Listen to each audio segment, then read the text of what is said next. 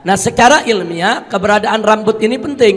Jadi kalau ada yang menolak Muhammad itu hanya cerita khurafat, dengan adanya rambut itu bisa diperiksa gennya, DNA-nya bisa diperiksa. Bahkan itu juga bisa menjadi bukti bahwa setiap keturunan Nabi yang hidup pada hari ini pasti ada, yaitu unsur kesamaan DNA dengan DNA Nabi. Membuktikannya lewat rambut yang ditinggalkan oleh Nabi, saudara. Nah, soal masalah tes DNA ini bagaimana, apakah bisa dipakai buat menetapkan nasab? Saya baca sedikit nih. Jadi jelas ini keputusan forum ulama dunia, forum fikih dunia yang resmi diakui dunia internasional. Karena kan DNA masalah nawazil, kalau kita nyari kitab klasik nggak bakal ketemu soal DNA. Di sini setelah dilakukan penelitian, penelitiannya bukan hanya sekedar usul masail. Jadi ada penelitian lapangan, penelitian saintifik, kemudian dipanggil ahli-ahli, ahli genetik, ahli kedokteran, ahli-ahli untuk dimintakan pendapatnya, sehingga tasawur tentang DNA-nya tasawur yang sempurna. Karena nggak bisa kita tentukan hukum fikih tanpa tasawur yang benar. Ini bukan satu dua ahli, tapi forum berbagai ahli dari berbagai internasional, kalangan internasional, forum dunia. Setelah dikumpulkan kesimpulannya, akhirnya korornya apa? Yang pertama, ya saya terjemahkan singkat saja, yang berkaitan langsung dengan nasab. Kalau untuk untuk penyidikan pidana dibenarkan sebagai salah satu qarinah, sebagai salah satu pendukung pidana. Yang kedua, ya, bahwasanya penggunaan nasab fi majalin nasab labudda an yuhat bi muntahal hadar wal hitas was sirriyah. Lidzalika labudda an tuqaddam an-nusus wal qawaid asy-syar'iyyah 'ala al-basma al-wirathiyah. Penggunaan DNA, tes DNA di dalam urusan nasab itu harus betul-betul hati-hati dan sirriyah, rahasia, bukan untuk diungkap ke publik. Kenapa? Walidzalika, karena itu kata beliau, labudda an tuqaddam an-nusus wal qawaid asy-syar'iyyah 'ala al-basma al-wirathiyah. Wajib mengedepankan nas dan kaidah-kaidah syariat daripada tes DNA. Jadi kalau ada menurut nas, menurut catatan udah jelas, nggak usah bicara DNA lagi, udah jelas, saudara. Bahkan saya dengar tadi dari Kiai Ali Badri, katanya family tree-nya sendiri mengatakan kalau hasil ini bertentangan dengan catatan, ikutilah catatan keluarga Anda. Itu ada ternyata tadi saya dengar dari beliau, katanya.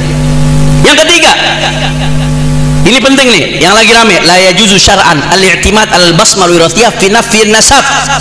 Tidak boleh secara syariat, ya, berpatokan kepada basmah wirathiyah, tes DNA untuk menafikan nasab, nggak boleh, haram secara syariat. Yang keempat, saya singkat, la yajuz istikhdam al-basmah al-wirathiyah biqasdi ta'aqqud min sihhatil ansab tsabita syar'an. Nggak boleh pakai tes DNA untuk takut, hanya memastikan doang.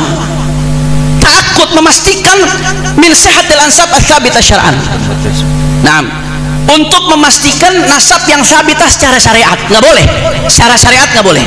Jadi nasab udah sabit secara syariat, diakui oleh para nasabah, diakui oleh ulama-ulama, haram. Sekedar untuk memastikan saja haram, nggak boleh.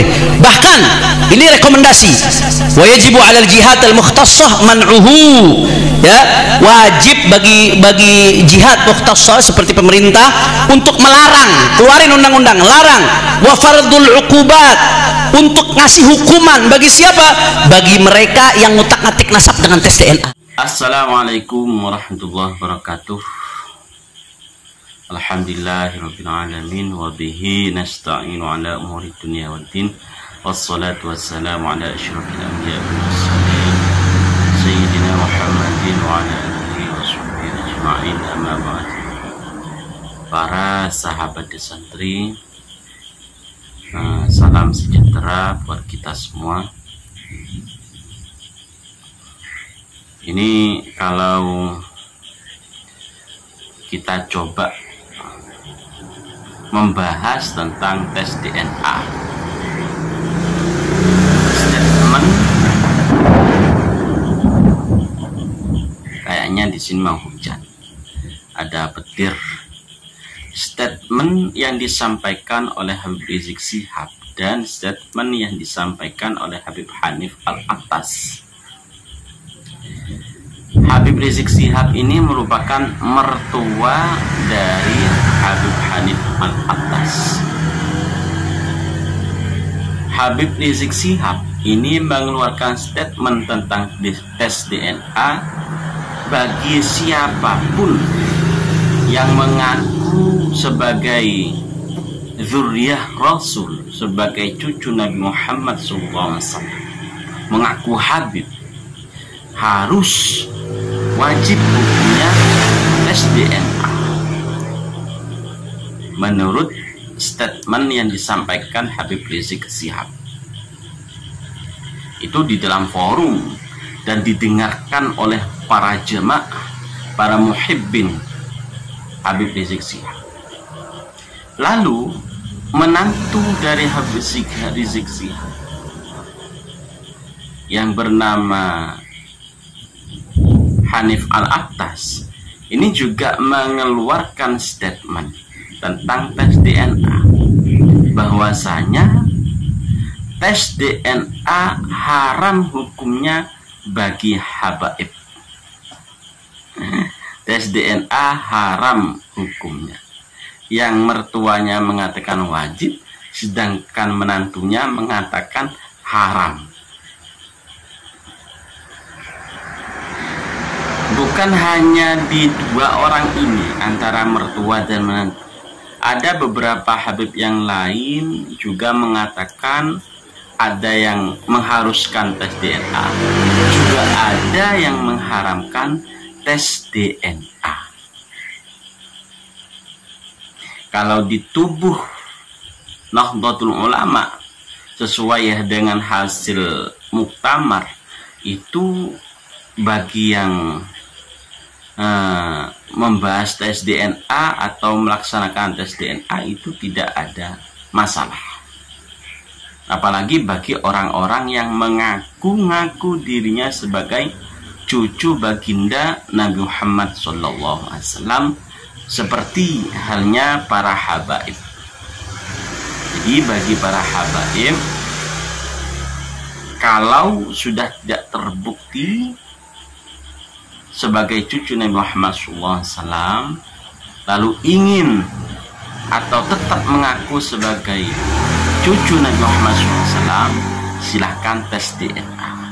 Sebagian habib sudah tes DNA, bahkan Hanif Al-Attas katanya sudah tes DNA, dan hasil dari tes DNA-nya itu tidak sedikit pun mengarah kepada Rasulullah SAW. Jadi antara mertua dan menantu, tes DNA ini hukumnya tidak sama. Lalu bagi kita seperti apa? Ya, buat apa kita tes DNA? Karena tidak memiliki kepentingan. Yang memiliki kepentingan itu adalah orang-orang yang mengaku dirinya sebagai cucu Rasulullah SAW. Cucu dari siapapun, tokoh siapapun, maka harus tes DNA saja biar clear. Kalau data ilmiah sudah tidak terkonfirmasi, ya jalan satu-satunya adalah melakukan tes DNA saja. Jadi kepada Habib Rizik, kapan untuk tes DNA? Terima kasih. Assalamualaikum warahmatullahi wabarakatuh.